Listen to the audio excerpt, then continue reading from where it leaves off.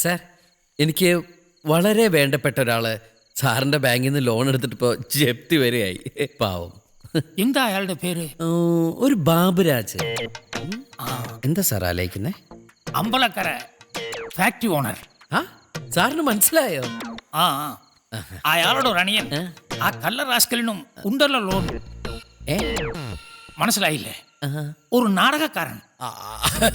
അയാളൊരു പാവാ സാറേ. ഈ ചേട്ടനും പാവാ, അനിയൻ പാവം, ചേട്ടൻ പാവം. അങ്ങനെ അല്ലല്ലോ എനിക്ക് കിട്ടിയ റിപ്പോർട്ടിൽ. കള്ളു കുടിച്ച്. അയ്യോ സാർ, പച്ച കള്ളമാണ് സാർ. അവരുടെ രണ്ടുപേരുടെ അവസ്ഥ വളരെ ദയനീയമാണ് സാർ. എനിക്കറിയാവുന്ന അവരെ ലണ്ടനിൽ നിന്ന് MBA എടുത്ത് നാടിനെ സേവിക്കാൻ ഇറങ്ങിയ അഭ്യസ്ത വിദ്യൻ ലോൺ എടുത്ത് ഫാക്ടറി തുടങ്ങി. തൊഴിലാളി സമരം മൂലം അത് അടച്ചുപൂട്ടി. നാടക കമ്പനി നടത്തുന്ന അനിയൻ നാടകം കാണാൻ ആളില്ലാത്തതിൻ്റെ പേരിൽ ട്രൂപ്പ് പൂട്ടാനായിട്ട് താഴെ മേടിച്ചിരിക്കുക. ഈ സമയത്ത് ആ ജപ്തി നടപടികളുമായിട്ട് വിശ്വംബർ സാർ വന്നത്. ആളെ മുട്ടേ ചേരയും കടിക്കില്ല സാർ, കടിച്ചുപോയി. അതിൻ്റെ പ്രതികാരമാണ് ഈ വിശ്വംബർ സാറിനെ. അവരുടെ തറവാട് ബാങ്ക് ജപ്തി ചെയ്താ എട്ടിക്കാറായ 5-6 പെങ്ങന്മാര് സഹിതം അവിടെ ഒരു കൂട്ട ആത്മഹത്യ എടുക്കും സാർ. സാർ അവരുടെ കട എഴുതി തള്ളോ ഇളവ് ചെയ്യൊന്നും വേണ്ട, ഒരു സാവകാശം കൊടുത്താൽ മതി പ്ലീസ് സാർ. ഈ കാര്യത്തിൽ തനിക്കെന്താ ഇത്ര? സാർ ഒരു അഭ്യുദയകാംക്ഷയ്ക്ക് അഭ്യർത്ഥിക്കാൻ പാടില്ലേ സാർ?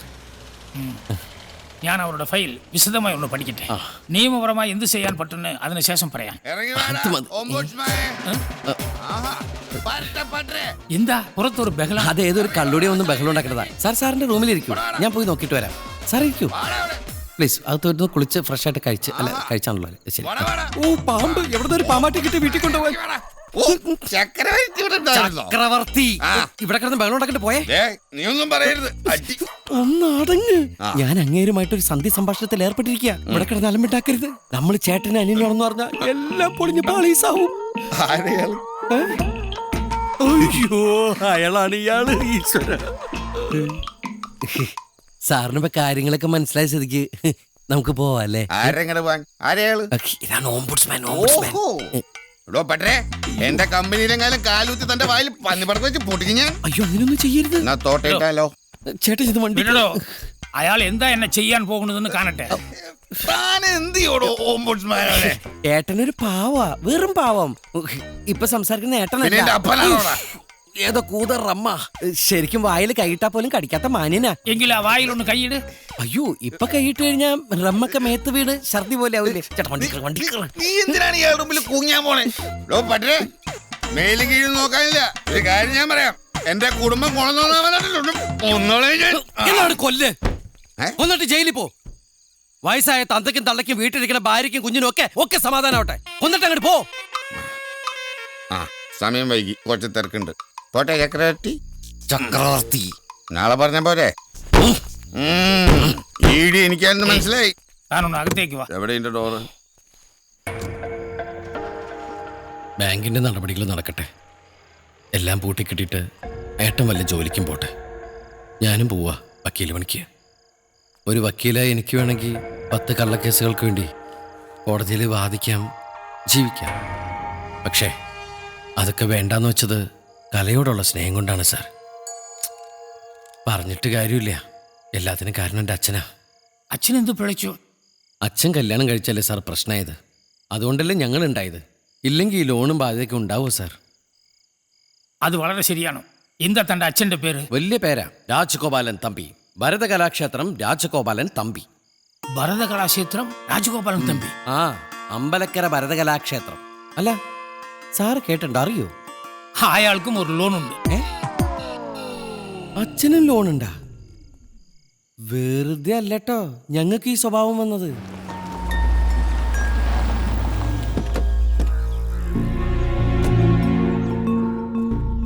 സാറ് വരൂ. ഇതാ നല്ല സെറ്റപ്പ് ആണല്ലോ. ബാങ്കിന് ഒരു മുതൽക്കൂട്ട് തന്നെ. ബാങ്കിന് മുതൽ കൂട്ടിയിട്ട് സാറിന് എന്താ ഒരു നേട്ടം? സാർ ഇരിക്കെ, ഞാൻ ജപ്തിയാണല്ലോ മുതലിനേക്ക് വിളിച്ചിട്ട് വരാം. ചെല്ലങ്ങട്, ലോൺ എടുത്തിട്ട് മുങ്ങി നടക്കല്ലേ.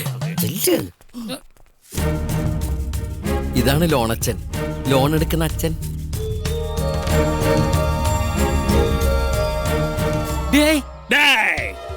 ദയവ് ചെയ്ത് ലോണിന്റെ പേരിൽ തമ്മിൽ തല്ലരുത് പ്ലീസ്.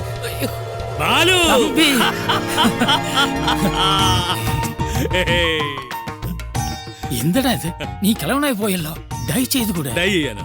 മക്കളൊക്കെ ദേ പോത്ത് പോലെ വളർന്നു. ചേട്ടന് ഉദ്ദേശിച്ച നിന്നെ ഇവനാണോ നീ സോപ്പിട്ട് കൊണ്ടുവന്ന ഓം ഗുഡ്സ്മാൻ? നിങ്ങൾ ഫ്രണ്ട്സ് അല്ലേ? ഇവന്റെ വായിന്ന് വീണ ഒരു വാക്കാ എന്നെ ഇവിടെ എത്തിച്ചത്. ഭരതകലാക്ഷേത്രം കേട്ടോടാ, ഭരതകലാക്ഷേത്രം. ഞാനിപ്പോ കൊണ്ടു നടക്കുന്നേ. നീ കൊണ്ടു കിടക്കുകയല്ലോ, കൊണ്ട കളയല്ലേ. ഒറ്റ ഇമേജുകളല്ലേ. അംബികേ, അമ്മക്കേ ഏ? അല്ല അമ്മേ. ആ അംബികേ, ഇതാരാണെന്ന് മനസ്സിലായോ? ബാലു. ഞാൻ എപ്പോഴും പറയാറില്ലേ, പാലക്കാടൻ പട്ടര്. നമസ്കാരം. കുടിക്കാൻ എന്താ? ഏയ് അദ്ദേഹം കുടിക്കില്ല. സംബരം മതി. ഓ, ഒരു മാറ്റവും ഇല്ല. സംഭാരം എടുത്തോണ്ട് വാ. ചെല്ല്. എന്തായാലും വളരെ കാലത്തിന് ശേഷം ആത്മാർത്ഥ സുഹൃത്തുക്കൾ കണ്ടുമുട്ടിയ സന്ദർഭം കൊള്ളാം. ജപ്തി. ജപ്തിന്ന് പറയുമ്പോ അതൊക്കെ അങ്കിൾ എഴുതി തള്ളി. അതെന്താ? ചേട്ടാ മറിഞ്ഞ കഥ മടിച്ച കഥ കടന്നു വരും. നമ്മുടെ ലോണൊക്കെ ബാങ്ക് എഴുതി തള്ളി. ഓ തള്ളിയോ? ആ തള്ളി. ആര് തള്ളി? എവിടെ തള്ളി? എങ്ങോട്ട് തള്ളി? തള്ളിയില്ലേ? തള്ളിയില്ല. ഒരു ഉളുപ്പില്ലാതെ പറയുന്ന കേട്ടില്ലേ? ഞാനൊന്ന് പറഞ്ഞോട്ടെ. താ ഒന്നും പറയണ്ട. തന്റെ ഇപ്പോഴത്തെ നിലയും വിലയും വെച്ചുള്ള ഒരു സൗജന്യം എനിക്ക് വേണ്ട. തിരിച്ചടവിന്റെ വഴി ഞാൻ കണ്ടുവച്ചിട്ടുണ്ട്.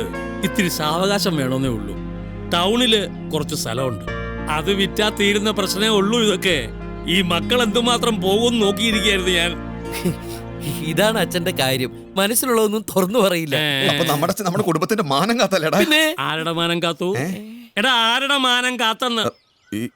എന്താ ദാ വരുന്നു. ആ ഒറ്റയ്ക്ക് പറ്റില്ലെന്നോ? ഞാനും വരാം. ഊണ് കാലമായിട്ടില്ല. അവിടെ നിൽക്കേ, അവിടെ ഞെക്കല്ലേ മുള്ളിപ്പോ. എനിക്കുണ്ടായ 2 റയർ പീസസ് ആണ്.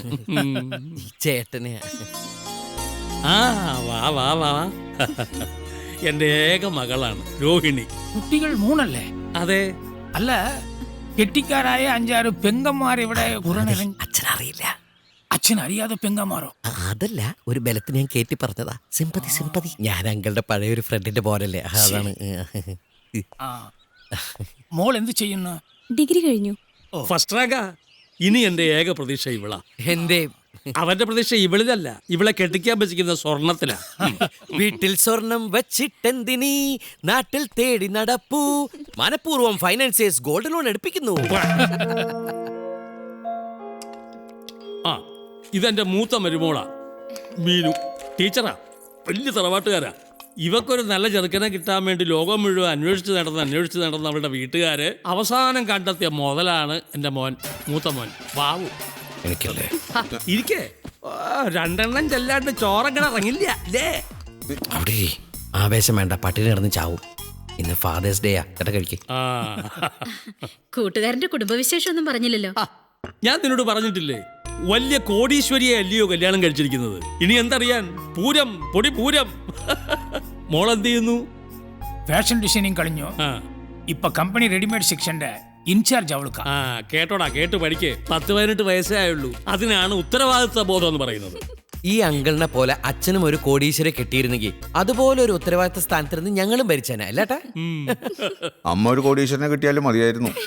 എടാ, ഒരുത്തന്റെ വ്യക്തിത്വവും വികസനവും ഒന്നും തീരുമാനിക്കുന്നത് കുടുംബസ്വത്തിന്റെ അടിസ്ഥാനത്തിലല്ല. മനസ്സിലായോ? എന്റെ വിവാഹത്തോടെ എനിക്ക് നഷ്ടപ്പെട്ടത് ഇവനെയാ. എന്താ കാരണമെന്ന് ഇന്നേ വരെ എനിക്കറിയില്ല. പക്ഷെ ഇന്ന് തന്റെ സ്റ്റാറ്റസിന് പറ്റിയ ഒരു കമ്പനിയല്ല ഞാൻ. നമ്മൾ തമ്മിലൊരു അന്തരമുണ്ട്. എന്തന്തരം? അത് പറഞ്ഞാൽ തനിക്ക് മനസ്സിലാവില്ല. ഒരു ഉദാഹരണം പറയാം. പണ്ട് നമ്മൾ പറയുമായിരുന്നു, തൻ്റെ മോള് എൻ്റെ ഇളയ മോനുള്ളതാണെന്ന്. ഇന്ന് നടക്കുവോ? നടക്കുവോ? ഇല്ല. അതാണ് അന്തരം എന്ന് പറഞ്ഞത്. ബാ, കൈയടി. ആവശ്യമില്ലാത്തടത്തൊക്കെ ഒരു അന്തരമായിട്ട് ഇറങ്ങിയിരിക്കുക തന്തപ്പടി. അന്നെ മുടക്കി ദേ ഒരു മയത്തിലൊക്കെ പറഞ്ഞിരുന്നെങ്കിൽ ഇത് നടന്നേനെ. അങ്ങേരെ തലയ്ക്കത് വല്ല ഓളം ഉണ്ടോ? ഒരു ഗതി നിന്നെ പോലെ നാടകക്കാരൻ മോളെ കിട്ടിച്ചേരാ. എടാ ചേട്ടൻ തണ്ടി, വെറുതെ അല്ലടാ നിന്റെ കമ്പനി പൂട്ടിയേ. ഇനി വാടാ നീ കമ്പനി ഓടാൻ. തനിക്കെന്താണ് ഒരു മൗനം? താൻ ചോദിച്ചില്ലേ എന്റെ മോളെ തന്റെ മോനിപ്പോ നൽകുമെന്ന്? 100 വട്ടം സമ്മതമാ എനിക്ക്. കാരണം നിന്നെ പോലെ അവനും ഒരു കലാകാരനാണ്, എഴുത്തുകാരനാണ്, നന്മയുള്ള പല കഥാപാത്രങ്ങളെ സൃഷ്ടിക്കുന്നവനാണ്. ഞാൻ തന്നെ വിഷമിപ്പിക്കാൻ വേണ്ടി. എന്റെ പ്രശ്നം അതൊന്നും അല്ലടോ. താൻ ഉദ്ദേശിക്കുന്ന പോലെ സന്തോഷമുള്ള ഒരു ജീവിതമല്ല എനിക്ക്.